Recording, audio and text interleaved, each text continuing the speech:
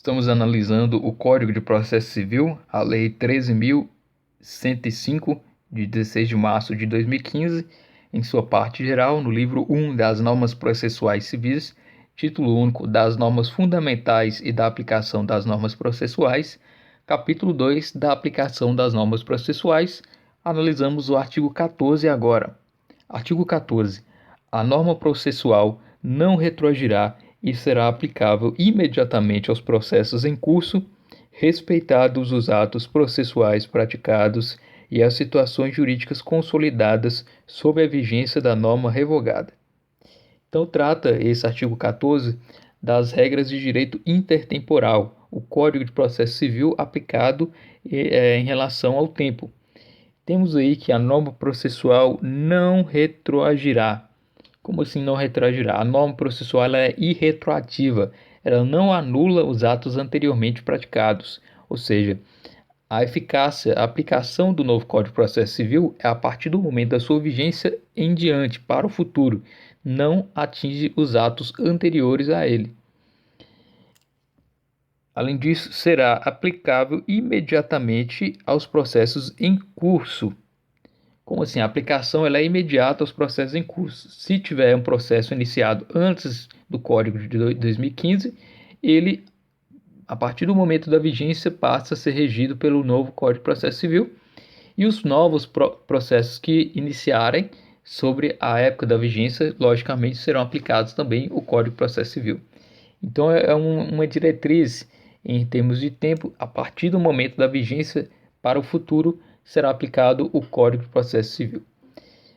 Além disso, temos aí que será respeitado os atos processuais praticados e as situações jurídicas consolidadas sob a vigência da norma revogada.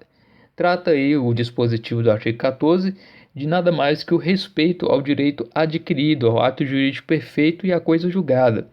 Então imagine, por exemplo, se foi dada uma sentença e logo depois com o novo código poderia desconsiderar essa sentença. Haveria uma quebra aí de todo o sistema, toda a segurança jurídica seria quebrada, tendo em vista a coisa julgada, né, que é a impossibilidade de alterar aí a decisão que já não caiba mais recurso.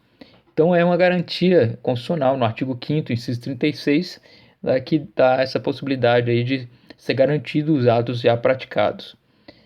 Um exemplo aí de direito adquirido em termos processuais é o direito de interpor recurso que foi suprimido pelo novo Código de uma decisão que foi proferida no tempo do Código anterior.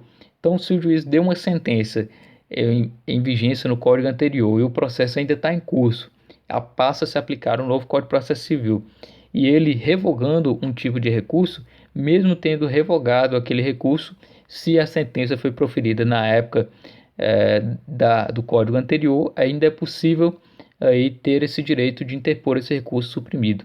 Então esse é um direito adquirido, já reconhecido aí pelos tribunais superiores. Então teremos três correntes aí quanto à aplicação das normas processuais no tempo. Três teorias, três correntes ou três sistemas. O primeiro é o princípio aí, ou teoria da unidade processual. O segundo, a fase processual, e o terceiro, isolamento dos atos processuais. Então, são essas três correntes aí que trazem as formas, os tipos de aplicação da norma processual no tempo. O primeiro, unidade processual, diz que o processo é regido pelo código vigente na data de sua instauração. Essa teoria da unidade processual foi adotada no Código de Processo Civil de 1979. Ou seja, se o processo ele iniciou com o código, ele vai terminar com aquele código, não importando se surgiu uma nova lei ou um novo código. Então, por exemplo, se iniciado o processo com o código de 1973, mesmo entrando em vigor o código de 2015, ainda até o final será aplicado aquele mesmo código de 1973. É importante ressaltar que essa teoria da unidade processual não foi adotada no sistema brasileiro do Código de Processo Civil de 2015.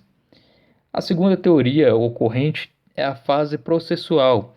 Nessa corrente diz que se aplica a lei vigente do início ao final de uma fase. Por isso o nome fase processual. O novo código ele só se aplica na fase processual seguinte em diante. Então, se está numa fase, por exemplo, de colheita de provas no processo, se aquele processo estiver correndo naquela fase, o novo código só poderá entrar em vigor a partir da nova fase processual. Essa teoria também não foi aplicada no Código de Processo de 2015. A terceira e última corrente é a corrente do isolamento dos atos processuais, ou seja, a aplicação imediata da lei processual, ou seja, aplica-se as regras com a entrada em vigor da nova legislação, inclusive em relação aos processos pendentes. Então, o novo Código de Processo Civil adota a terceira corrente, corrente do isolamento dos atos processuais, como regra. É importante ressaltar que a teoria do isolamento dos atos processuais, como a aplicação aí do direito intertemporal do processo, ela tem exceções dentro do próprio Código de Processo Civil. Então, tem em mente isso. A regra é o sistema do isolamento dos atos processuais no artigo 14, ou seja, a aplicação imediata dos atos processuais aos processos em curso e aos novos.